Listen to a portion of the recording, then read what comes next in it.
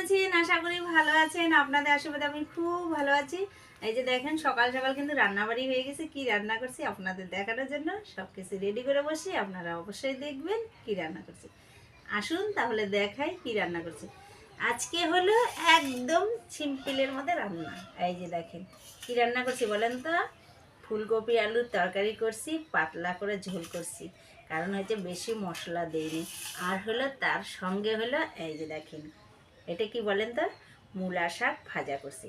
মূলা শাক ভাজা করলে কিন্তু আমি রসুন দিই না, কারণ মূলা শাকে রসুন দিলে মূলা শাকের গন্ধটা থাকে না। আর এখানে দেখেন এই যে গরম গরম ভাত, বুঝছেন?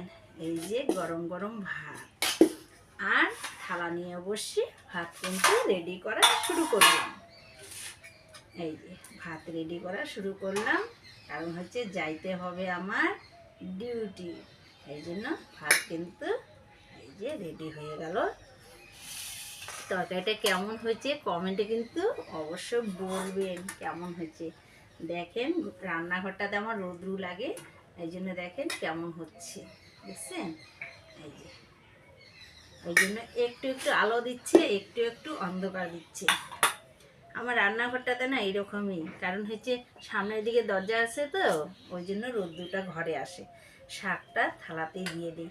আমার মূলা শাক ভাজা খাইতে দারুণ ভালো লাগে, কিন্তু মূলা শাক বেশি খাইলে হজম কম হয়। এটা কি আপনারা জানেন? আমি কিন্তু জানি যে হজম কম হয়।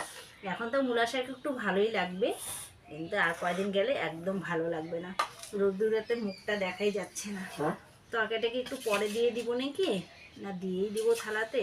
প্রথমে হলো শাকটা দেখাইলে বেশি ভালো হতো না, না তাও দিয়ে দিই।